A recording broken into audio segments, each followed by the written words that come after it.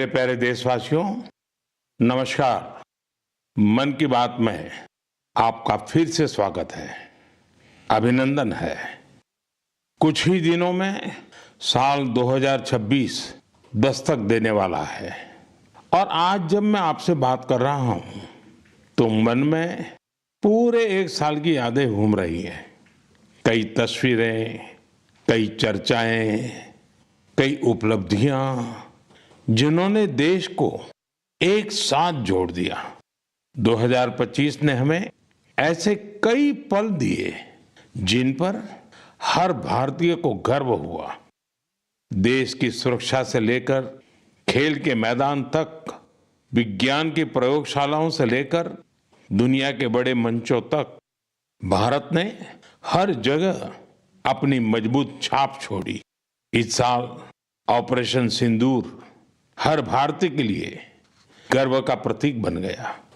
दुनिया ने साफ देखा, आज का भारत अपनी सुरक्षा से कोई समझौता नहीं करता। ऑपरेशन सिंदूर के दौरान देश के कोने कोने से मां भारती के प्रति प्रेम और समर्पण की तस्वीरें सामने आई। लोगों ने अपने अपने तरीके से अपने भाव व्यक्त किए।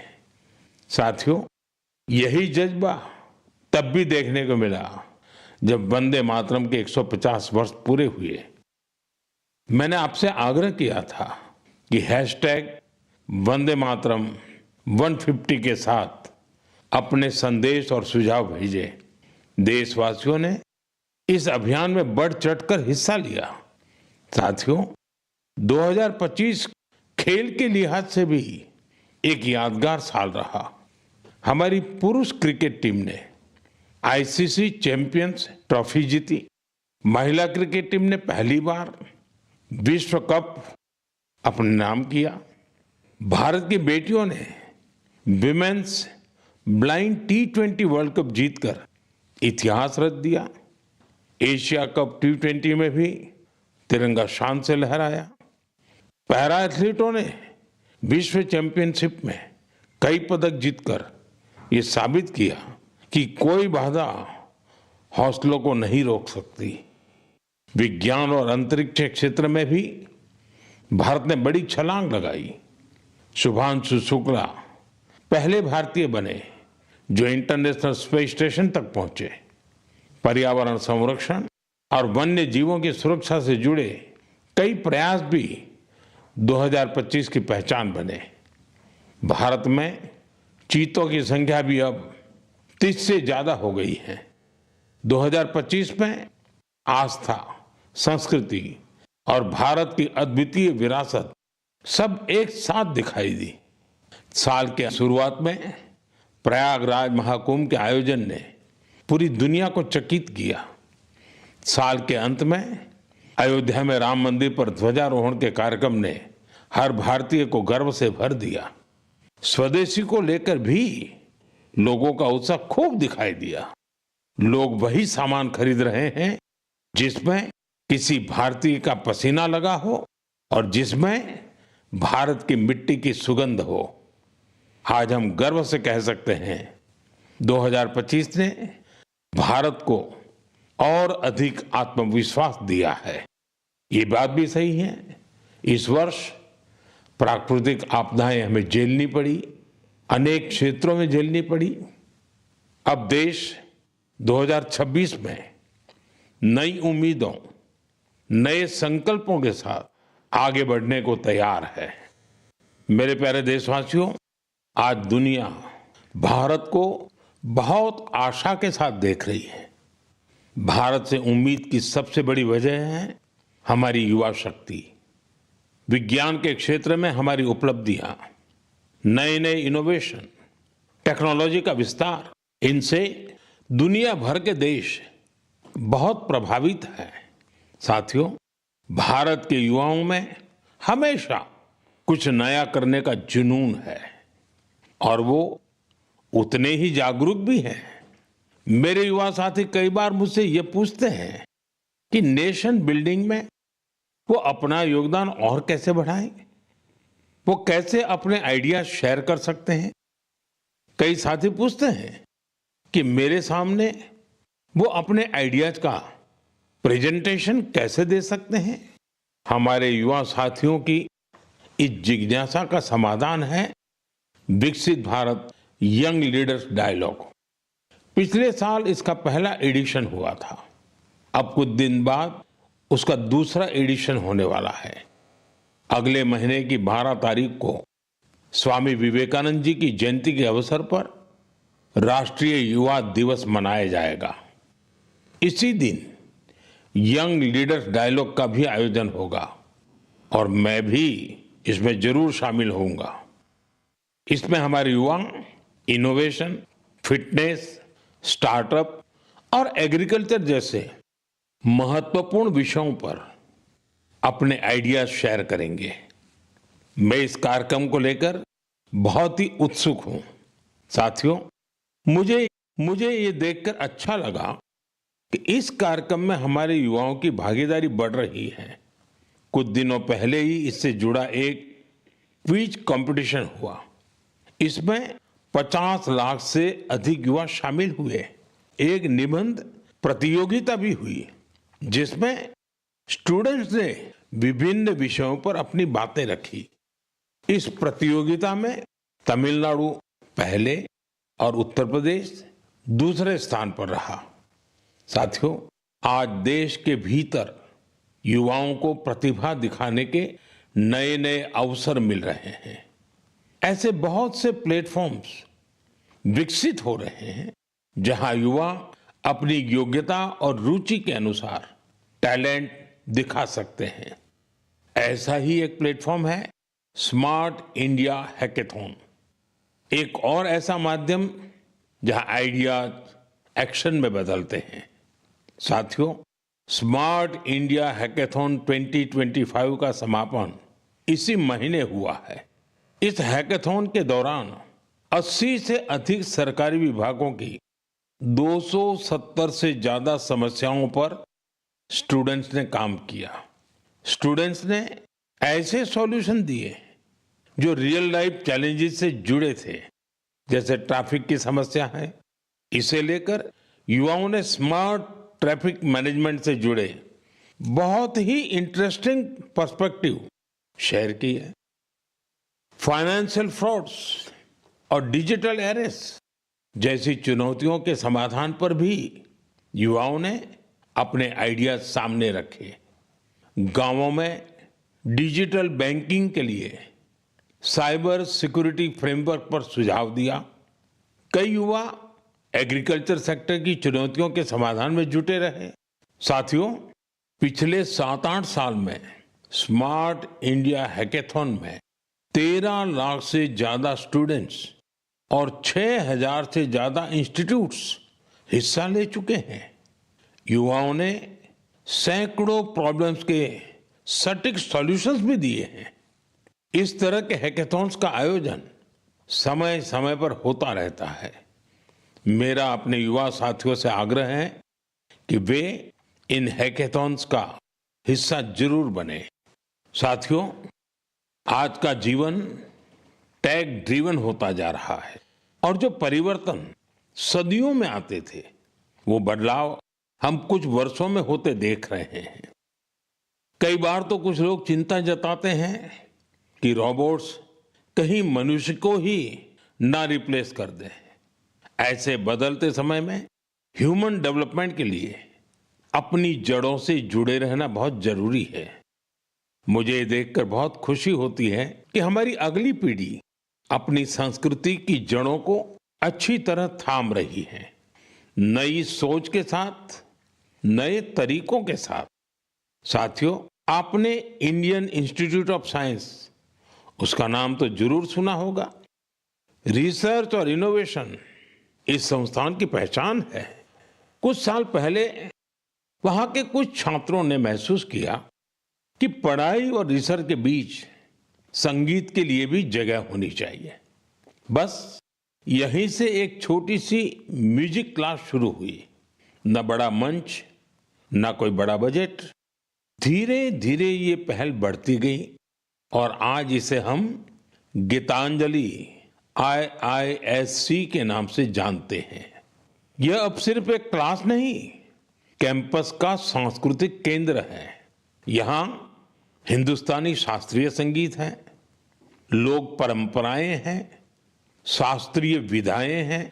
छात्र यहाँ साथ बैठकर रियाज करते हैं, प्रोफेसर साथ बैठते हैं, उनके परिवार भी जुड़ते हैं। आज 200 से ज्यादा लोग इससे जुड़े हैं और खास बात ये कि जो विदेश चले गए वो भी ऑनलाइन जुड़कर इस ग्रुप की डोर थामे हुए हैं। साथियों, अपनी जड़ों से जुड़े रहने के ये प्रयास सिर्फ भारत तक सीमित नहीं है। दुनिया के अलग अलग कोनों और वहां बसे भारतीय भी अपनी भूमिका निभा रहे हैं। एक और उदाहरण जो हमें देश से बाहर ले जाता है, ये जगह है दुबई। वहां रहने वाले कन्नड़ा परिवारों ने खुद से एक जरूरी सवाल पूछा। हमारे बच्चे टेक वर्ल्ड में आगे तो बढ़ रहे हैं, लेकिन कहीं वो अपनी भाषा से दूर तो नहीं हो रहे हैं। यहीं से जन्म हुआ कन्नड़ा पाठशाले का, एक ऐसा प्रयास जहां बच्चों को कन्नड़ा पढ़ना, सीखना, लिखना और बोलना सिखाया जाता है। आज इससे 1000 से ज्यादा बच्चे जुड़े हैं। वाकई कन्नड़ा नाडु नुडी नम्मा हेम्मे, कन्नड़ा की भूमि और भाषा हमारा गर्व है। साथियों, एक पुरानी कहावत है, जहां चाह वहां राह। इस कहावत को फिर से सच कर दिखाया है मणिपुर के एक युवा मोइरांगथेम सेठ जी ने। उनकी उम्र 40 साल से भी कम है। श्रीमान मोइरांगथेम जी मणिपुर के जिस दूर सुदूर क्षेत्र में रहते थे, वहां बिजली की बड़ी समस्या थी। इस चुनौती से निपटने के लिए उन्होंने लोकल सॉल्यूशन पर जोर दिया और उन्हें ये सॉल्यूशन मिला सोलर पावर में। हमारे मणिपुर में वैसे भी सोलर एनर्जी पैदा करना आसान है, तो मोइरांगथेम जी ने सोलर पैनल लगाने का अभियान चलाया और इस अभियान की वजह से आज उनके क्षेत्र के सैकड़ों घरों में सोलर पावर पहुंच गई है।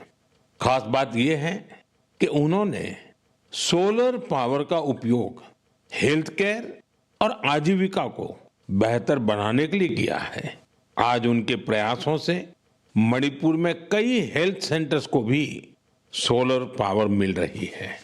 उनके इस काम से मणिपुर की नारी शक्ति को भी बहुत लाभ मिला है। स्थानीय मछुआरों और कलाकारों को भी इससे मदद मिली है। साथियों, आज सरकार पीएम सूर्यघर मुफ्त बिजली योजना के तहत हर लाभार्थी परिवार को सोलर पैनल लगाने के लिए करीब करीब 75 से 80 हजार रुपए दे रही है। मोइरांगथेम जी के ये प्रयास यूं तो व्यक्तिगत प्रयास है, लेकिन सोलर पावर से जुड़े हर अभियान को नई गति दे रहे हैं। मैं मन की बात के माध्यम से उन्हें अपनी शुभकामनाएं देता हूं। मेरे प्यारे देशवासियों, आइए अब जरा हम जम्मू कश्मीर की तरफ चलते हैं। जम्मू कश्मीर की सांस्कृतिक और ऐतिहासिक विरासत, उसकी एक ऐसी गाथा साझा करना चाहता हूं जो आपको गर्व से भर देगी। जम्मू कश्मीर के बारामूला में जेहनपोरा नाम की एक जगह है। वहां लोग बरसों से कुछ ऊंचे ऊंचे टीले देखते आ रहे थे। साधारण से टीले, किसी को नहीं पता था कि ये क्या है। फिर एक दिन आर्कियोलॉजिस्ट की नजर इन पर पड़ी। जब उन्होंने इस इलाके को ध्यान से देखना शुरू किया तो ये टीले कुछ अलग लगे। इसके बाद इन टीलों का वैज्ञानिक अध्ययन शुरू किया गया। ड्रोन के जरिए ऊपर से तस्वीरें ली गई, जमीन की मैपिंग की गई और फिर कुछ हैरान करने वाली बातें सामने आने लगी। पता चला ये टीले प्राकृतिक नहीं है, ये इंसान द्वारा बनाई गई किसी बड़ी इमारत के अवशेष है। इसी दौरान एक और दिलचस्प कड़ी जुड़ी। कश्मीर से हजारों किलोमीटर दूर फ्रांस के एक म्यूजियम के आर्काइव में एक पुराना धुंधला सा चित्र मिला। बारामूला के उस चित्र में 3 बौद्ध स्तूप नजर आ रहे थे। यहीं से समय ने करवट ली और कश्मीर का एक गौरवशाली अतीत हमारे सामने आया। ये करीब 2000 साल पुराना इतिहास है। कश्मीर के जहनपोरा का ये बौद्ध परिसर हमें याद दिलाता है कश्मीर का अतीत क्या था, उसकी पहचान कितनी समृद्ध थी। मेरे प्यारे देशवासियों, अब मैं आपसे भारत से हजारों किलोमीटर दूर एक ऐसे प्रयास की बात करना चाहता हूं जो दिल को छू लेने वाला है। फिजी में भारतीय भाषा और संस्कृति के प्रसार के लिए एक सराहनीय पहल हो रही है। वहां की नई पीढ़ी को तमिल भाषा से जोड़ने के लिए कई स्तरों पर लगातार प्रयास किए जा रहे हैं।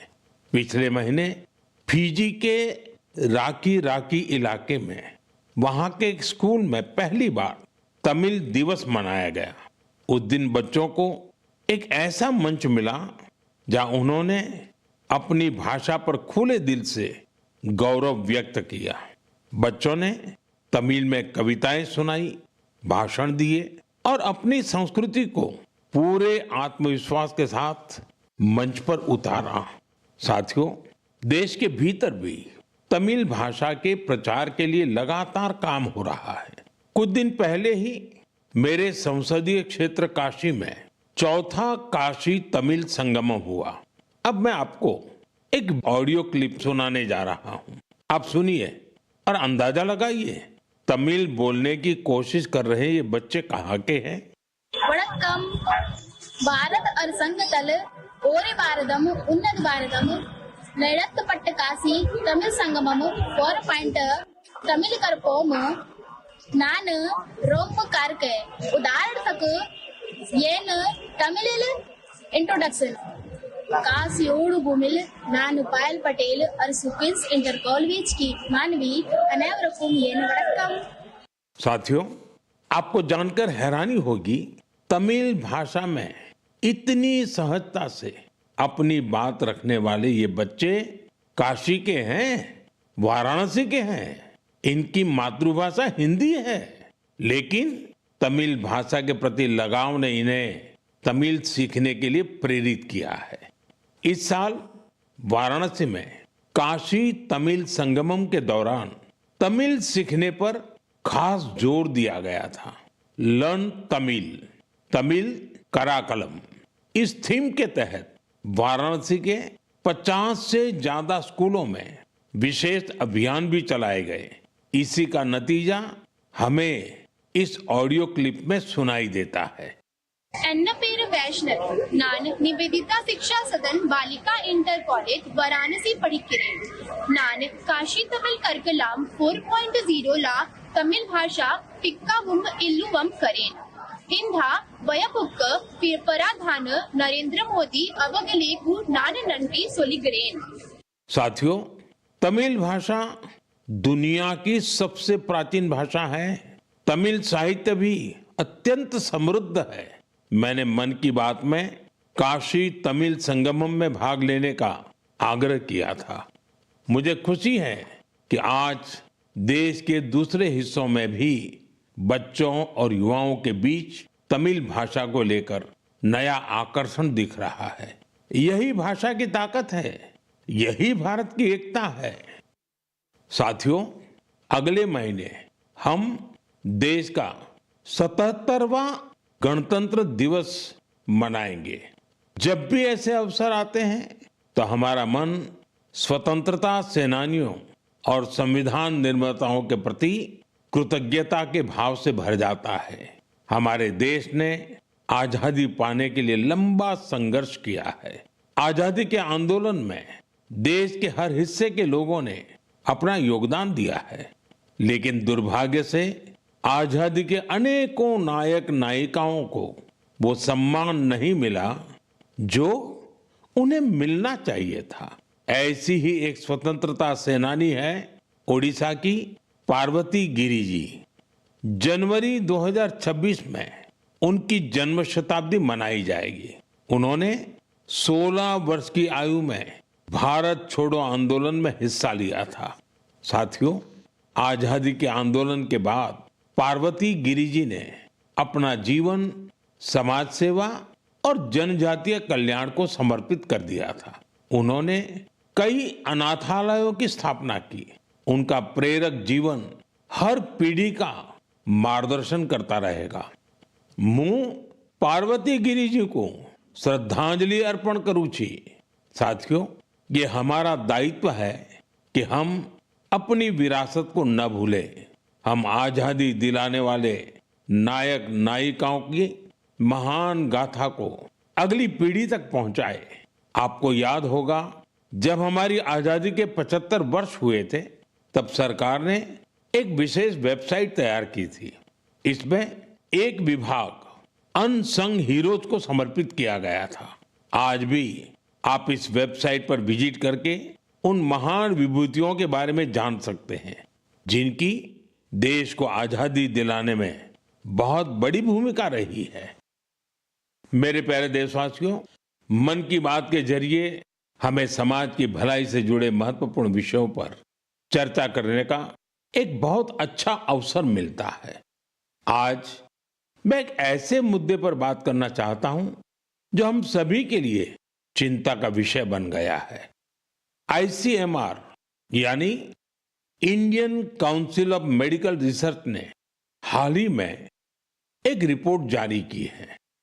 इसमें बताया गया है कि निमोनिया और UTI जैसी कई बीमारियों के खिलाफ एंटीबायोटिक दवाएं कमजोर साबित हो रही है।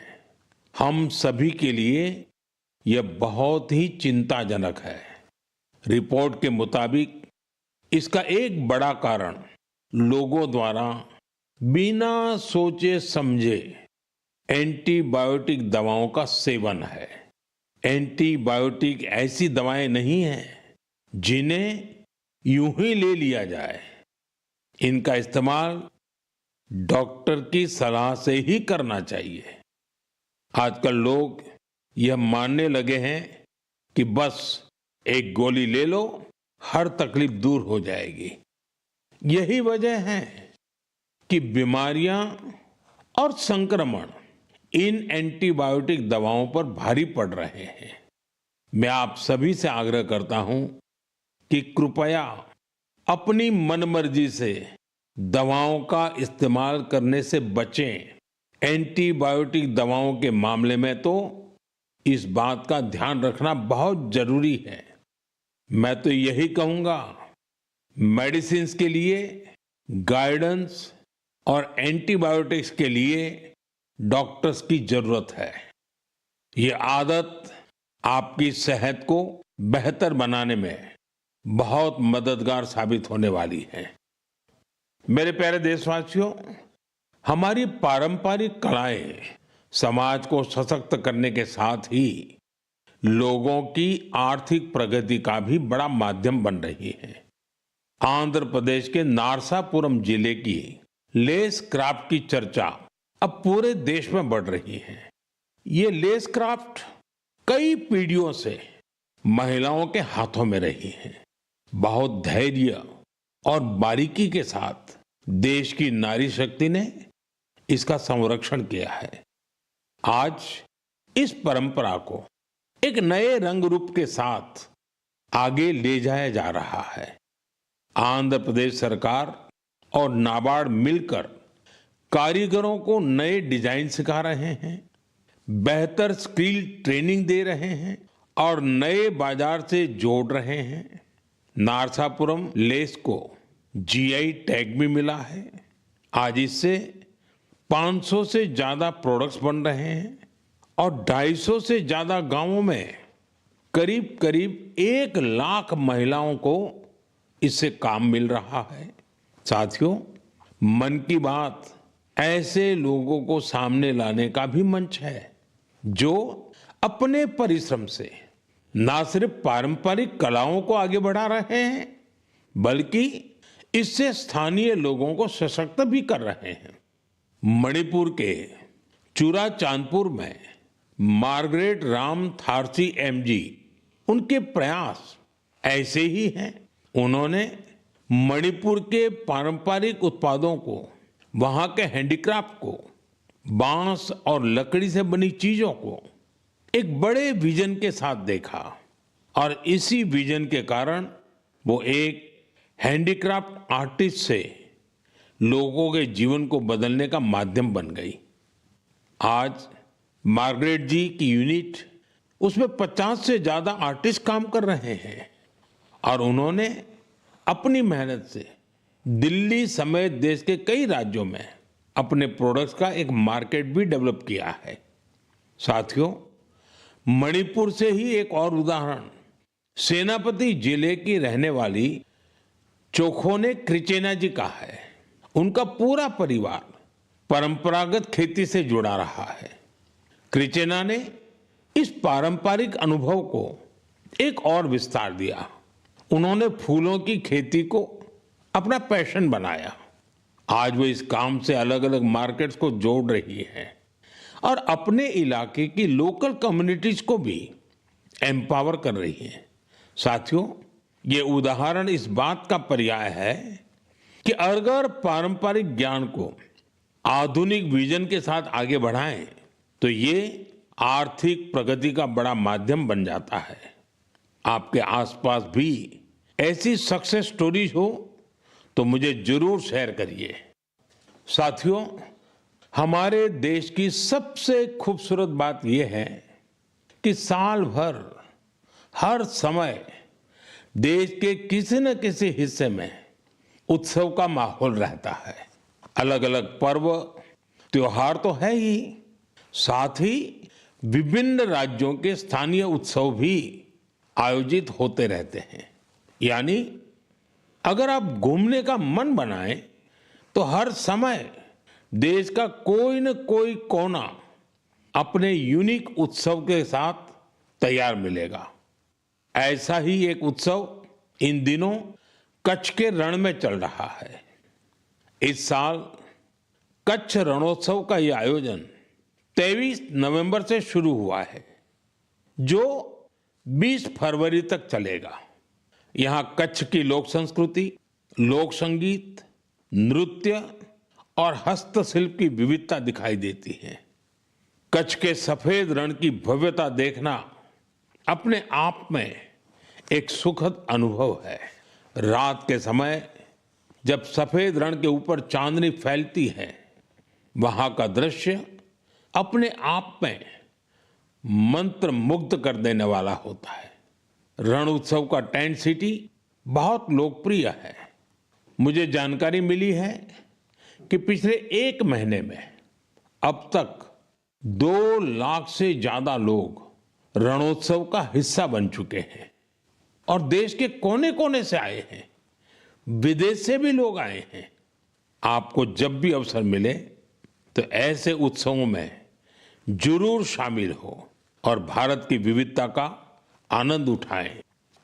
साथियों, 2025 में मन की बात का ये आखिरी एपिसोड है। अब हम साल 2026 में ऐसे ही उमंग और उत्साह के साथ, अपनेपन के साथ अपने मन की बातों को करने के लिए मन की बात के कार्यक्रम में जरूर जुड़ेंगे। नई ऊर्जा, नए विषय और प्रेरणा से भर देने वाली देशवासियों की अनगिनत गाथाओं मन की बात में हम सबको जोड़ती हैं। हर महीने मुझे ऐसे अनेक संदेश मिलते हैं जिसमें विकसित भारत को लेकर लोग अपना विजन साझा करते हैं। लोगों से मिलने वाले सुझाव और इस दिशा में उनके प्रयासों को देखकर ये विश्वास और मजबूत होता है। और जब ये सब बातें मेरे तक पहुंचती हैं तो विकसित भारत का संकल्प जरूर सिद्ध होगा। यह विश्वास दिनों दिन मजबूत होता जाता है। साल 2026 इस संकल्प सिद्धि की यात्रा में एक अहम पड़ाव साबित हो। आपका और आपके परिवार का जीवन खुशहाल हो, इसी कामना के साथ इस एपिसोड में विदाई लेने से पहले मैं जरूर कहूंगा, फिट इंडिया मूवमेंट, आपको भी फिट रहना है। ठंडी का ये मौसम व्यायाम के लिए बहुत उपयुक्त होता है। व्यायाम जरूर करें। आप सभी को 2026 की बहुत बहुत शुभकामनाएं। धन्यवाद। वंदे मातरम।